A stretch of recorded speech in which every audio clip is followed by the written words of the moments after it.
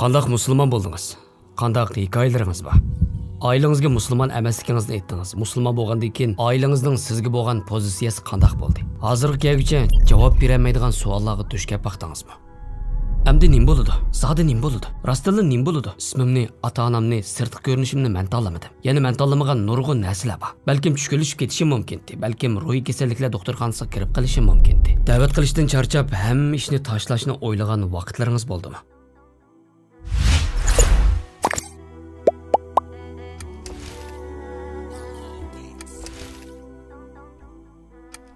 Ali Davo kim? Bu haqiqiy ismingizmi? Yo'q, Ali Davo mening haqiqiy ismim emas. Haqiqiy ismim Erdi. Turkchadagi Sona Erdi. Ammo ko'pincha kishilar bu ismimni talaffuz qilishda qiynaldi. Men bu sho'ng eg'iz osankan deb Ali deb oldim. Musulmon bo'lishim oilamga bak yiqib ketmadi. Bo'libmi dadamga. Shu sababdan uydan qo'g'linib bir do'stimniki turdim. Do'stim bilan turayotgan mezgilda men uningga mening islomni tarqatqinba dedim. Ondan o'zimga bir ism o'ylashib, oxirida Ali Davo ismini tanladim. Ali Davo. 32 yosh YouTuber. Angliyada da'vatchi. Kishilar sizni sal qo'pol deyishadi ekan. Nemishqa bunchalik ochiq yomon ko'rinasiz? Sizning kulgan vaqtlaringiz bo'lamdi. Meni ko'rdingiz, albatta kulaman. Aslida men kulib turadigan xushbeyil biri. Chaqchaq qilishni, paranglashni yaxshi ko'raman. Undaq nemishqa bunchalar ochiq yomon ko'rinasiz? Bu albatta mening kimga ochiqlanganimga, sizning qaysi videolarimni ko'rganligingiz bilan munosabatlik. Meningcha masala menda emas, sistemada. Shuncha ko'p videolarimning borligiga qaramay, sistema mening nada bo'lmaydigan videolarimni tanlab beshiga chiqarib qo'ydi. Masalan, biz normalda munozara so'rovlarini ko'p o'rlashtiramiz. Munozara so'rini va munozara munbirining atmosferasi, muhiti boshqacha. Men bundaq yerlarda o'zimni xuddi jang maydoniga kelib qolgandek his qilaman. Uning ustiga u yerda odamning xiyoliga kelib boqmagan har xil ishlar, har xil gap so'zlar, munozaralar bo'ladi. Demakchi bo'lganim inson muhitni o'z bilan birga ep mangadi. Men 9 yildan buyon har yakshanba kuni munozara so'riniga aktivlik bilan qatnashib kelyapman. Har yakshanbami? Shundaq, har yakshanba. Agar sayohatga chiqmagan bo'lsam-da, cho'qim shu yerda bo'laman.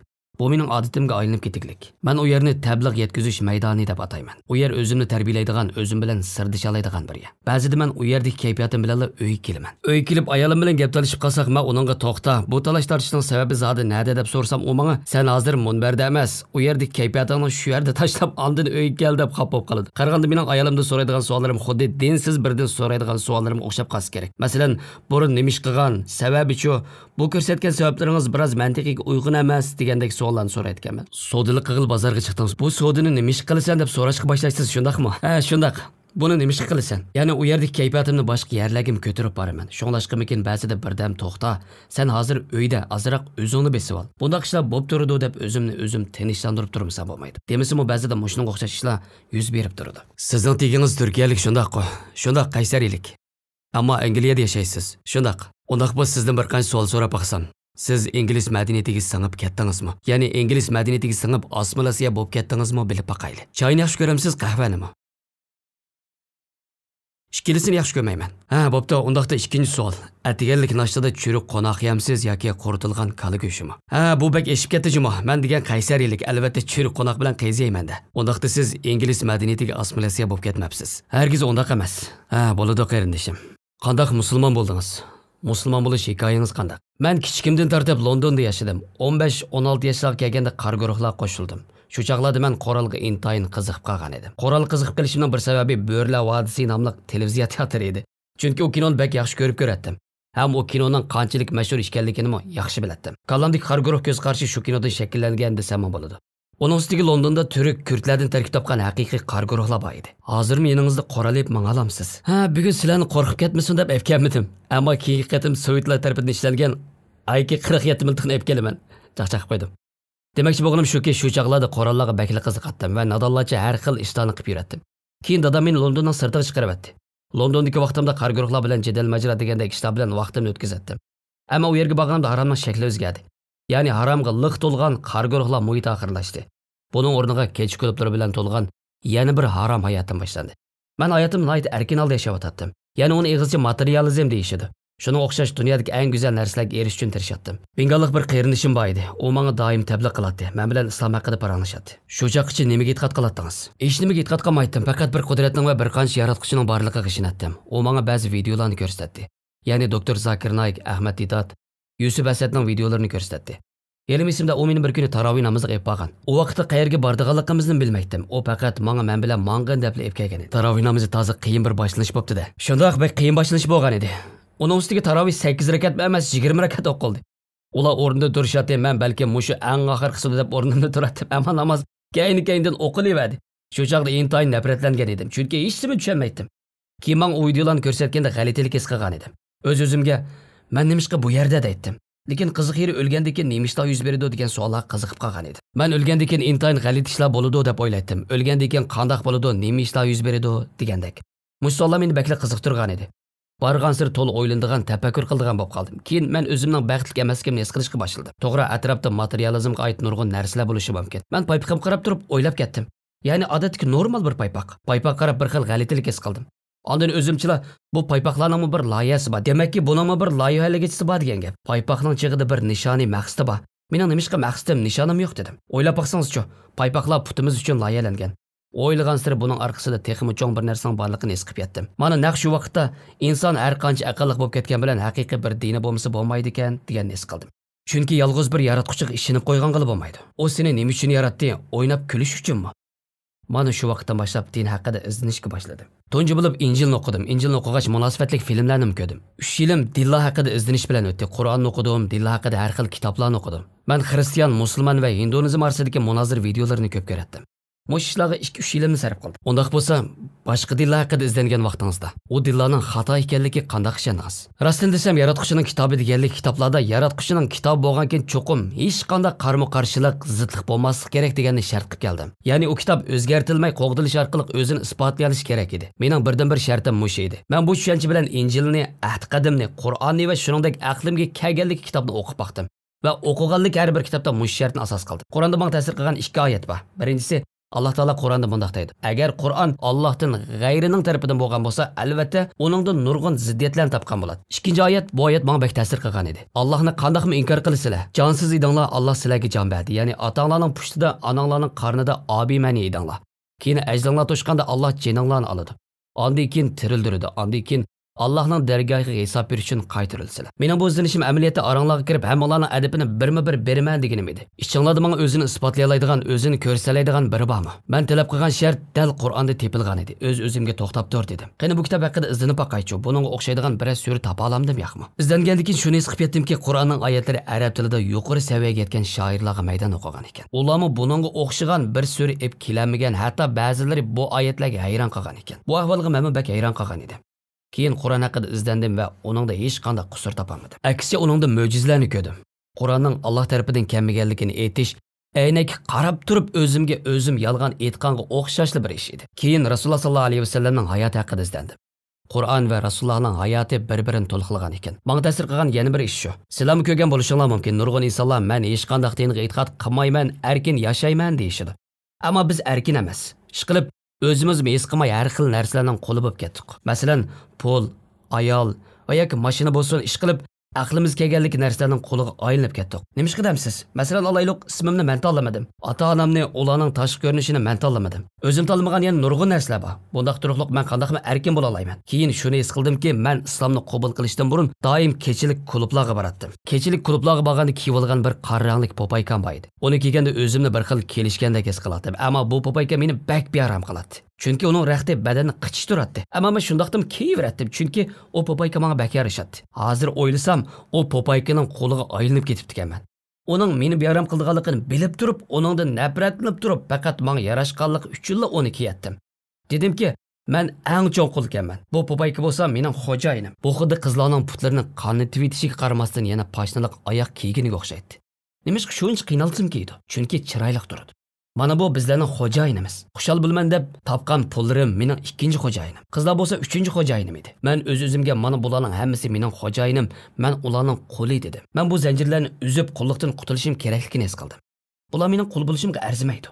Chunki bu yerdagi qulluq xo'jayin uchun sajda qilishdagi qulluq emas. Chunki Alloh taolo Qur'oni Karimda mundaq deydi: "Aytib baqsangchi, nafs xohishini iloh qilib olgan odamga nafs xohishiga agishdan uni saqlash uchun homiy bo'la olamsan. Kishilarga sen pulga qulluq qilding desang, ular pulga sajda qilgan holatni ko'z oldiga keltirib oldi. Ammo bu yerda maqsad qilingan qulluq u emas. Agar pul sening hayotingda voz kechkusiz olib kelgan bo'lsa, demak, o sening ilohingga aylandi degan gap. Men bularni o'ylab, bundan keyin butun qulluqdan qutulaman va faqat birli xo'jayinga qul bo'laman dedim. Inson har xil narsalar qul bo'ladi. Onundan ko'ra bu qulluqni qulluq qilishga loyiq bo'lgan Allohga qilishimiz kerak. Men haqiqiy yaratquchi qulluq qilishga boshlab, butun qulluqdan qutulgandan keyin ondan o'zimni nihoyat erkin va hur his qilishga boshladim. Chunki shuningdan boshlab kishilarning menga bo'lgan ko'z qarshiga quloq solmadim. Oliy maktabga faqat oilam meni balamiz universitet o'qiyotdi deb maqtish uchun boratdim. Ularning menga bo'lgan ko'z qarshini nimishqa buncha cho'ng bilatdimkin ta? Hamda birining boshqa biri haqidagi ko'z qarashlariga qiziqatdim. Keyin hammamizning yo Allohga yoki bo'lmasa boshqa birga qul bo'lganligimizni tushundim. Sizlarning hayotingizda nurg'un ilohlaringlar bo'ladi. Bu haqiqiy iloh emas. Haqiqiy ilohga qulluq qilishga tirishinglar. Musulmon bo'lgandan keyin o'zimni jamiyatda orqada qolgan kishilardan qutulgandek his qildim. O'z-o'zimga mana qara. Endi haqiqatan erkin bir inson bo'ldim. Nima deb qala, nimada deb ansirishim yo'q. Men musulmon bo'lgandan keyin ba'zilar meni xoin deyishdi. Ammo ularning mening haqqimda nima o'ylagani, nima degani men uchun baribir. Men uchun meni yaratgan zot eng muhim edi. Men nima qilsam ularga yarab bo'lmaydiganligim aniq. Onunga o'zimni isbotlashim kerak edi. Chunki meni to'niydiganlarning men o'lgandan keyin mening orqamdan so'z cho'chak qilishi aniq. Bunday yashaganning nima foydasi? Men musulmon bo'lgandan keyin musulmon bo'lishimga sabab bo'lgan nurg'un narsalarni his qildim. Islom haqida izlanish, munozir videolarini ko'rish, vafot topganlar, dunyoni tushunish deganga o'xshash menga ta'sir qilgan nurg'un ishlar bor edi. Oilangizning musulmon emasligini aytdingiz. Siz musulmon bo'lgandan keyin oilangizning sizga bo'lgan pozitsiyasi qanday bo'ldi? Burun Turkiyada yuz bergan ba'zi ishlar Alaviy jamiyatining hujumga uchrab o'limiga sabab bo'ldi. Shu sababdan oilam musulmon bo'lganligimga tamoman qarshi chiqdi. Oilamdagi ba'zi kishilar onamga o'xshash bu qarorimni qabul qildi. Onam doim mening orqamda turib keldi. Ammo dadam bu qarorimdan rozi emas edi. U eng nafratlanadigan kishilar mening oilamda paydo bo'ldi deydi. Bobomning uyidagi bir ish hozirmi esimda. Uydagilar bilan paranglashib o'tirdik. Tuyuqsiz dadam kirib keldi va yana islom haqida so'z ochildi. Men gap qilib yetib dadam bilan xilil tortishib qoldim. Oxir men uyimga qaytib keldim. Uyga kelib dadamga "Sen musulmonlarga nimishqa buncha bola o'shmanlik qilasan?" deb so'rasam, dadam yuzimga bir tastak soldi. Men u tastakdan keyin uydan chiqib ketdim. Shu ishdan keyin bir oygacha do'stimning uyi turgan edi. Keyin onamning agar u kelmasa men uydan chiqib ketaman deyishi bilan uyga qaytib keldim. Aslida dadam bak nachar odam emas. Uning nachar kishi ekanligiga ishonmayman. Ilgari dadamning beshiga ozroq ishlar kelibdi. Balkim shuningdan bo'z kerak. Uningga Qur'ondagi mo'jizalardan so'zlab bersam menga javoban, balkim menga bularni so'zlab isbotlay olishim mumkin, ammo sening diningdagi kishilarning o'tmishda bizga qilganlarini qalbimdan yuyolmaysan. Mana naq mush yerga diqqat qilsanglar. Amaliyotda dadamning islom diniga bunchalar o'shmanligining sababi intayin inchga. Ammo mantiqiga uyg'un sabab emas. Hatto dadam deydi-ki, to'g'ri bu quloqqa yoqadigan yiqimli gaplar ekan. Ammo ularning bizning odamlarimizni ko'ydirib o'ltirgan chaqdagi hislarimni mangu qalbimdan yuyolmaysan degan so'ziga javoban nimim deyaptim. Men o'zimga oilangga islomni ish harakating orqali eng go'zal shaklda yetkazalaysan. Ular san qaraganda islom esiga kelsin dedim. Demisimi onam mening islomdan burunqi va keyingi oilamga tutgan muomalamni onam yaxshi biladi. Onamga tutgan muomalamda ilgari qaraganda osmon zamin farq bor edi. Men oilamga islomni eng go'zal shaklda ko'rsatishga boshladim. Ammo dadam hozirmi ba'zida televizor ko'rib o'tib, biladini ko'rsa meni chaqirib, "Qani kel, ana qara seniki televizorda" deb qo'ydi. Rasululloh shunday deydi. Pat-pat bu shunday so'zlarni qiladi, yana ba'zida "Hojim" deb chaqirib qo'ydi. Bu so'zga ba'zida kulib qo'yman. Ba'zida so'zlab bo'lmay ochiqlab kelsa, berib peshonasiga suyib qo'yman. Islomni keyin qabul qilgan ba'zi kishilar nurg'un qiyinchiliklarga duch kelishi mumkin. Bo'libmi aroq va kecha hayotlarini tashlash ularga intayin tez kelishi mumkin. Yana kelib namoz va ro'zaga ta'sirak ko'namdiki deyman. Bularning ichida eng qiynalganingiz qaysi? Bu nihoyat yaxshi savol bo'ldi. Chunki islomni qabul qilishni o'ylashgan kishilarga tabliq qilish jarayonida shuni his qildimki, ularga dal men qiyin kelgan yer qiyin keliglik. Ya'ni hisobda sen gunohlaring bilan islomning o'ttirida qolasan. Chunki o'zingchilar jiqishlarni ko'p o'ylab olasan. Shayton xuddi senga jiq gunoh o'tkazib o'tgandek, xuddi musulmon bo'lish uchun hech qanday gunoh o'tkazmagan pok biri bo'lishing kerakdek his qildirib qo'ydi. Ammo bu bir xato tuyg'u. Rasululloh sollallohu alayhi vasallam mundaq deydi: "Agar sizlar gunoh o'tkazmagan bo'lsanglar, Alloh taolo sizlarni halok qilib etib, sizlarning o'rninglarga gunoh o'tkazib, keynidan tövbe qilib, o'zidan mag'firat talab qilgan kishilarni yaratgan bo'ladi. Agar siz har qanday bir dinga e'tiqod qilgan bir kishi bo'lsangiz, buni qabul qilishingiz kerak. Shuni qabul qila olganingizda ondan islomiy safaringiz boshlaydi. Sizning gunoh o'tkazishingiz intayin normal ahvol. Ammo bu yerdagi maqsad gunoh o'tkazmasdan yashash emas. Alloh hech kimdan farishtalardek yashashni kutmaydi. Agar undaq shart bo'lgan bo'lsa, hech qaysimiz islomni qabul qilmagan bo'ladi. Amaliyotda biz buningga seni gunohdan yiroqlashtirdig'ini o'qigan Qur'oning va namozlaring degan tushuncha bilan qarashimiz lozim. Ba'zida buni aksicha o'ylab olamiz. Avval gunohdan qo'l uzaman, ondan namozimni boshlayman. To'g'ri, Qur'on va namoz seni albatta gunohdan yiroqlashtiradi. Bu biz ega bo'lgan xato ko'z qarash. Gunohdan yiroqlashaman desang, Allohga yaqinlashsang kifoya. Masalan, mening ba'zi gunohlardan yiroqlashim uchun 4-5 yil ketgan. Maqsad olgan har bir qadamingda qo'lingdan kelishicha gunohdan yiroq turishga tirishish. Sizga nisbatan qaysisini tashlashingiz eng qiyin bo'ldi? Aroqmi yoki kechilik klubmi? Yo'q, men hayotimda hech qachon tamaka yoki zaharli chekimlik chekib boqmadim. Ham bak yoqtirib ketmaydim. Uning ustiga men udul kelgan birining gapiga kirib ketadigan tipdagi birim emas. Bütün yaqinlarim chekatdi, ammo men chekmaydim. Ammo kechilik hayotim bor edi. Balki shu chaqdagi mening eng cho'ng ojizligim yo jinslarga bo'lgan qiziqishim bo'lsa kerak. Ya'ni kelib yuqorqidek bir hayotning ichidan kelgan biriga nisbatan buni butunlay tashlash intayin qiyin. Bu sababli intayin qo'rqqan holda Allohga meni bu gunohdan saqlab qolgin deb yolvorib duo qilganim esimda. O'tmishingizda Allohning sizga alohida biror ne'mat ato qilganligini his qilib baqdingizmi? Bu savolingizga musulmon bo'lgan tunji kunlarimdagi bir voqelik bilan javob beray. Eng musulmon bo'lgan vaqtim edi, bir kishi bilan paranglashib o'tdim. Ammo u parangdan keyin o'zimdan intayin nafratlangan edim. Hatto qattiq yig'lab ketganim esimda. Hatto yig'ilgan holda men bu ishdan nafratlanaman, lekin o'zimni kontrol qila olmayotman. Menga yordam qilgin, o'tinib qolay, ey Rabbim deb duo qilgandim. Shundan keyin xuddi biri meni uxultib qo'ygandek uyg'onganimda o'zimni boshqalarga tabliq qilayotgan holatni topdim. Xuddi bir menga sen birdam uxlab tur degandek his qilaman. Ondan 1,5 yildan keyin kishilarga islomni yetkazishga boshladim. Bu jarayonni keyin o'ylab baqsam, xuddi biri meni jangga tayyor payt uxultib qo'ygandek, ondan o'zimni 1,5 yildan keyin uyg'onib tabliq qilayotgan holatni ko'rgandek his qilaman. Ishlar qandoqsiga buncha bo'la tez taraqqiy qilib ketdi, buni men bilmayman. Bu ish menga Alloh taolaning buni oyatini asıltidi. Ey mu'minlar, agar Allohdan qo'rqsanglar, Alloh sizlarga haq bilan botilni aytadigan hidoyat ato qiladi. Bu oyat menga intayin ta'sir qilgan oyatlarning biri. Yana ba'zida mundaq o'ylab qoladim. Hay, yana gunohga patadigan bo'ldim. Men bu gunohni o'tkazib selishdan nafratlanaman deb o'zimni intayin bearam his qiladim. Ishlar shundoq tez taraqqiy qilgan ediki, oxirida men o'zimni tabliq qilishga atopli bitib, meni bearam qilgan his tuyg'ularni butunlay unutib ketgan edim. Bu tuyg'ularning tuyuqsizlik yo'q bo'lib ketishi meni bakla hayron qoldirgan edi. Agar musulmon bo'lmagan bo'lsangiz, hozir qayerda bo'lgan bo'lardingiz? Bu intayin go'zal bir savol bo'ldi. Men bu savolni o'zimga texi 1 oy burunga qadar so'rab turardim. Meningcha kech klublarga berishni davomlashtirgan bo'lardim. Buning naqadar yerginishlik bir hayot ekanligini o'yladim. O'ylab beqing. Nishonsiz, maqsad muddaosiz, odamning ichini siqadigan bir hayot. Davomli o'xshash ishni qilaversangiz, bu ishning sizga yangiliklarni ato qilishiga ishonamsiz. Yana kelib, bu bir gunoh sizni to'ydirmay yangi ishlarga so'rab mangadi. Agar men yana shu hayotni davomlashtirgan bo'lsam, ahvolim intayin xarob bir holatda bo'la boqitim deb o'ylayman. Baxtsizlik tufayli xomushlik kasalligiga giriftor bo'lib qolishim mumkin edi. Shu chaqlarda nishonsiz yashash, oyog'i chiqmas o'yinishlar meni tugashtirib o'tgan edi. Rabbim mening aslida qanday yashashim kerak edi? Bu savolni o'ylashim meni bearam qiladi. Chunki hayotda nima uchun yashayotganligingizni bilmasangiz, dunyoning butun ne'matlariga erishsangizmi, o'zingizni yanala bir bo'shliqda qolgandek his qilgansiz. Hamma narsaga ega bo'lding, endi-chi? Endi rostla nima bo'lmoqchi? Mana dal mushu ruhiy holatda hayotdan umidin uzish, xomushlik kasaliga o'xshash ahvollar o'tirg'i chiqadi ekan. Balki men shu paytda mangan bo'lsam, xomushlik kasaliga giriftor bo'lib, ruhiy kasalliklar doktorxonasiga kirib qolgan bo'lardim. Undaqda YouTuber bo'lishingizga, kanal ochishingizga nima sabab bo'ldi? Aslida YouTube kanal ochishni bakma o'ylab ketmagandim. Bir qatim tabliq qilish uchun haliqi munozara munbiriga bordim. Shu munozara so'rinda burun men bilan birga xizmat qilgan bir do'stim kanal ochishimni tavsiya qildi. Men uningga yo'q, men kanal ocholmayman, xijil bo'laman. Bundaq ishlarni yoqtirmayman, mushpeti mangsam bo'laverdi dedim. Ammo u yo'q, ochmasang bo'lmaydi, oshqin dedi. Buni menga hamishadagidek ta'kidlab turdi. Men har qatim rad qilib keldim. Mening tunji videolarim qarab baqsanglar bo'ladi. Telefonning kamerasida ishdan sirtqi vaqtlarda tartgan videolardan nurg'un insonlar foydalangan bo'ldi. Videolarni ko'rsizlar. Men oxiri qoyil bo'lib, yangi bir kamera olish uchun pul yig'dim. Ammo mening qat'iy YouTuber bo'lish maqsadim yo'q edi. Ziyorat qilganlarning orasida sizga eng ta'sir qilgan biror hikoya yoki ishlardan birini so'zlab bera olamsiz? Intayin g'alati bir ish bo'lgan edi. John Fontayne'da bir musulmon qarindishimiz bor. U meningmi yangi musulmon bo'lgan vaqtlarim edi. Men uning bilan birga bir do'stimning uyida edim. Tabliq qilish uchun boshqacharoq bir yerga berishga tayyorlanib o'tdik. Ikkimiz birga tez sur'atlik poyezdga chiqdik. Poyezdga chiqqandan keyin u duo qilayli deb parang to'xtatdi. Men uning qilgan duosiga amin deb o'tdim. U Allohim qilayotgan tabliqlarimizdan rozi bo'lgin va bugun soat 3 da birining musulmon bo'lishini nasib qilgin deb duo qildi. Men ichimda o'zimcha nimanchi inchkilik bilan duo qildigando deb o'yladimda amin dedim. Bu ishni butunlay unutib qolgandim. Tabliq qilish uchun kelgan yerimizda tashviq qilish ishlari bilan aldirash bo'lib ketdik. Men bir ayolga tashviqot qog'oz bermoqchi bo'ldim. Ularning qo'llarida so'mka bor bo'lib, sodalik qilayotganda qiladi. Normalda qo'llarida bir narsa bor kishilar bu ko'chada turmaydi. Haqiqatan bular din haqida bir narsa deyish qiyin bo'lsa kerak deb o'yladim.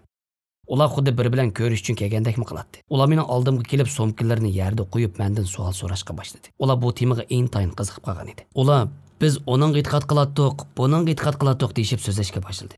Men beshida biroz g'alatilik his qildim. Ammo keyin ular shahodat keltirib musulmon bo'lishdi. Men bundoq bo'lishni o'ylabmi baqmagan edim. Keyin Jonga bu yoqqa kel, rasmga tushayli. Bularga hadiya berayli. Bular shahodat keltirdi dedim. Jon men qarab, "Ali" deb to'ldi. Men uningga "Jinjoblashib oldimmi sana? Nimancha o'llik to'laysan" dedim. O soat qancha bo'ldi dedi. Beshida nima demoqchi ekanligini anqiramadim. Qarindishim, men bularni shahodat keltirdi desam, sen nima deyapsan? Hozir soat so'raydigan chaq emas. Ular bilan paranglashayli, tiz kelgin dedim. O yo'q, soat qancha bo'ldi dedi. Soatning qancha bo'lganini bilmayman. 2 dan 48 o'tibdi dedim. Qo'l saytimga qarab, u menga esingdimi dedi. Men nima esingdimi? Dal shu chaqda qilgan duoyimiz esim keldi. Subhanalloh dedim. Put qo'limda jon qolmadi. Shuning bilan asta bir yerda o'ltirib oldim. Rostilla o'ltirolmasam bo'lmagidek darajada holsizlanib ketgandim. Alloh xuddi bu ish orqali menga duoni oddiy chog'lamasligim kerakligini bildirib qo'yayotgandek qiladi. Mani ko'rdingmi, duo degan mushundaq narsa davatqandek bilingandi. Men shu vaqtda ajoyib hayron qolgan. Keyin bu ishga munosabatli bir video ishlab mening kanalim qo'ygan edim. U videoimni ashu do'stim bilan birga tayyorlab bu hikoyani anlatgan edim. Bu hikoya menga cho'ng bir dars bo'lgan. Biz inson bo'lish sifatimiz bilan bu dunyoda qilishga tegishli ishlarning hammani qilamiz. O'ylangimiz kelsa, o'yinish uchun qo'limizdan kelganning hammani qilib boqamiz. Uni qilib boqamiz, buni qilib boqamiz. Hatto ba'zida o'ylanamiz deb bilib bilmay haromga tushib qolamiz. Hammani qilib eng oxirida ishimiz qo'lashmaganda ondan endi qanday qilsam bo'ladi deb duo qilamiz. Aslida duo har qanday ishning beshida bo'lishi kerak. Bu ish menga duoning naqadar kuchli va muhim ekanligini o'rgatdi. Bu vaqtda Rasululloh sallallohu alayhi vasallam mundaq deydi. Biz ishongan narsalarning orasidagi eng kuchli qurollarning birisi duodir degan. Bu ish menga rostdan bek ta'sir qilgan edi. Burun siz javob berolmaydigan biror savolga duch kelib baqdingizmi? Agar duch kelgan bo'lsangiz, uni qanday hal qildingiz? Undaq ishlarga ko'p duch keldim. Undaq chaqlarda javob berolmaydiganligimni aytib boshqa savol so'rashni talab qildim. Alloh taolo mundaq deydi. Sendan ilgari biz faqat erlarga vahiy nozil qilib, ularni payg'ambar qilib avatdik. Ey Quraysh jamoasi, buni bilmasanglar, ilm ahlilari, ya'ni Tavrat va Injilni bilguchilardan so'ranglar. Men bilmaydiganlarimni bildiganlardan so'rayman. Men ularga bu savollaringizga Mansur, Hijob, Hamza, Tizortis va shuning o'xshash kishilar javob beralaydi. Men sizlarni ularning yoniga oparay deyman. Ulardan bu savolning javobini so'rayman. Meningcha bilmaganni bilmayman deyalashmo dinning bir partiyasi deb qarayman. Ya'ni agar bir narsani bilmasang, uni bilaman deyish bu yaxshi emas. O'zingizni bir yosh bola bilan liftda deb tasavvur qiling. U bolaning namoz o'qimaydiganligini bildingiz. Uning namoz boshlab olishini xohlaysiz deyli. Agar uning bilan faqat bir qatim paranglashib tursangiz bo'lsa, u bolaga nima degan bo'lardingiz? Men uningga mundaq degan bo'lardim. Agar 1 millioner bo'lsam, sizga dacha mashinani bersam, har hafta chiqimlaringiz uchun 10 ming yevro bersam, men rahmat aytamdingiz. Men bilan paranglashganda gap so'zlaringizga, ish harakatlaringizga diqqat qilgan bo'lardingiz. Hatto nimalar qilsam sizning to'g'ri deb qo'llaytingiz. Xo'sh, nima ish qanday qilasiz? Chunki menga intayin ko'p hadiya berdingizda. To'g'ri, siz ko'p narsalarni berdim. Siz buning uchun menga minnatdor. Men yana u kishiga Allohning sizga berganlarimi mushuninga o'xshaydi. Hatto buningda natijasi ko'p. Sizga ko'p ne'matlarni berdi. Texmi ko'p berishga va'da qildi. Men sizdan kunda 5 qatim telefon qilishingizni talab qilsam, siz 5 qatim telefon qilamsiz yoki 20 qatimmi? Albatta qo'lingizdan kelishicha ko'p telefon qilasiz, shundaqmi? Ammo Alloh sizdan buni talab qilmaydi. Rahmat etmoqchi bo'lgan narsalar uchun bularni Allohning berganligi va bizlarga nimalarni ato qilganligini o'ylasak, Alloh faqat 5 vaqtni talab qilishning o'rniga kunda 24 soatni talab qilsa-mu bo'ladi. Ammo u 24 soat talab qilmaydi. Faqat kunda 5 vaqt namoz o'qi deydi. Men balkim u kishiga mushlarni aytgan bo'lardim. Tabliq qilish jarayonida tabliq qilishdan charchab, bu ishdan voz kechishni o'ylashgan vaqtlaringiz bo'lib vaqtimi? Shundoq 2 yil burun shundoq bo'ldi. Eng qiyin kunlarni boshdan kechirayotgan mazgilim edi.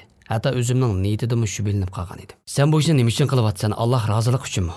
Undaq emasligini bilardim. Ba'zi narsalarni hal qila olmaydigan bir bosqich kelib qolgan edi. Masalan, shu mezgillarda mendan bu davoni Alloh rizoligi uchun qilyapamsan deb so'rasangiz, og'zimda inshaalloh shundoq deydim. Ammo qandoqligi menga ayon edi. Ba'zi olimlar eng buyuk qiyinchiliklar niyatga bog'liq degan. Ba'zida bizga foydali bo'lsa, ba'zida ziyonli bo'ladi. Shu sababdan mening shu chaqdagi niyatim mening tabliqni to'xtatishimga sabab bo'ldi, tasliq qolgan edi. Sizlarmi bilasizlar, jahannamga eng baldur kiradigan 3 turli kishi bor. Bu hadisni sizmi bilishingiz mumkin. Jahannamga eng baldur kiradigan bu 3 turli kishi musulmon kishilar. Hayoti Qur'on o'qib, yodlash bilan o'tgan mollarini sadih qilgan, jihad qilgan kishilar. Alloh ularga qiyomat kuni sen mening roziliqim uchun nima ish qilding deb so'raganida ularning biri men Qur'on o'rgatdim deydi. Alloh uningga yo'q, sen Qur'on o'rgatmading. Sen faqat kishilarning sana pah, nima degan bilimlik, ovozi nima degan chiroyli deyish uchun o'rganding va o'rgatding deydi. Ondan buni jahannamga tashlanglar deb buyruq qiladi. Ikkinchi kishi keladi. Alloh uningdan sen mening roziliqim uchun nima ish qilding deb so'raganda u kishi Allohim men sening roziliqing uchun sadiq qildim, zakat berdim deydi. Alloh uningga yo'q, sen yolg'on aytyapsan. Sen ularni mening roziliqim uchun emas, balki boshqalarning bu odam nemanchi, mard, sehi deyish uchun qilding deydi. Uni jahannamga tashlashga buyruq qiladi. Uchinchi kishi bo'lsa shahid bo'lgan bir kishi. Alloh uningdan sen mening roziliqim uchun nima ish qilding deb so'raydi. U kishi sening uchun jihad qildim deydi. Alloh taolo yo'q, sen yolg'on aytyapsan. Sen kishilarning seni bu noiti yuraklik bir kishi ekan deyish uchun jihad qilding deydi va uni jahannamga tashlashga buyruq qiladi. Bu 3 musulmonning hammasi do'zaxga kirdi. Bu hadis menga bak qo'rqinchli bilingan. Sen o'zingni Allohning oldida deb tasavvur qil. Alloh sendan mening roziliqim uchun nima ish qilding deb so'rasa, sen tabliq qilib kishilarni islomga da'vat qildim desang, yo'q, sen yolg'on aytyapsan. Sen buni shuhrat qozonish uchun qilding. Palon ish uchun qilding desa, bu men uchun qo'rqinchli ish emasmi? Undaqda da'vat qilishni to'xtatib baqdingizmi? To'xtatishni o'ylashib ustozlarimga maslahat solsam to'xtamasligimni. Buning shaytonning vasvasi ekanligini aytishdi. Bir ishni Alloh rizolig'i uchun qilsangiz, u ishdan voz kechmaysiz. Men oxiri o'zimga foydali bir qaror chiqardim. Allohning huzuriga borganimda Alloh mendan mening roziliqim uchun nima ish qilding desa tabliq qildim demayman. Qat'iy tabliq qildim demayman. Allohim, qilgan ishlarimning hammani sen bilasan. Mening faqat sen bilan ikkimizda bildigan ishlarim bor. O ishlarni qilganda sendan boshqa hech kim yo'q edi. Sana o ishlarim bilan keldim deyman. Agar Alloh qilgan tabliğimni qabul qilsa texi yaxshi. Agar qabul qilmasa, buningga hech qisi yo'q. Moshundaq bir niyatga kelish bu ishni davomlashtirishimga sabab bo'ldi. Angliyada islomni yashash qiyinmi? Angliyada yashaganingizga pushaymon qilib baqdingizmi? Yo'q, Angliya intayin go'zal bir davlat. Ba'zi musulmon davlatlarga qaraganda islomni texmi erkin yashag'ili bo'ladi. Masalan, erkin tabliq qila olmayman. Ibodat qilgangiz kelsa, xohlagan yerda masjid topa olasiz. Shundoq topa olmayman. Masalan, so'd seti qilayotganimda masjidga berishim absiz bo'lib qolsa, kiyim-kechak do'kondan bir kirib, bir aqur kiyimni sinab beqish uchun kiyim sinash uyiga kiraman va u yerda namozimni o'qiyman. Nihoyat oddiy. O yerda kiyim sinash uyida kiyimlarni sinab boqash namozimni o'qiyman. Ya'ni bir chalmada ikki paxtak soqaman. Undaq vaqtda biri eshikni chekib, ichida odam bormi desa qanday qilasiz? Allohu akbar deyman. Undaq desam qo'rqib qochib ketishi mumkin. Nima deyishimni bilmayman. Kelgusida Angliyadagi islomni qandaqroq tasavvur qilasiz? Angliyada shuncha keng xristianlikning o'rniga dinsizlikning avjib ketganligi rost. Atizm g'arbdagi xristianlikni tamoman yo'q qilib bo'ldi. Hozir g'arb tarafdagilarning islomni qabul qilish ehtimolligi yuqori.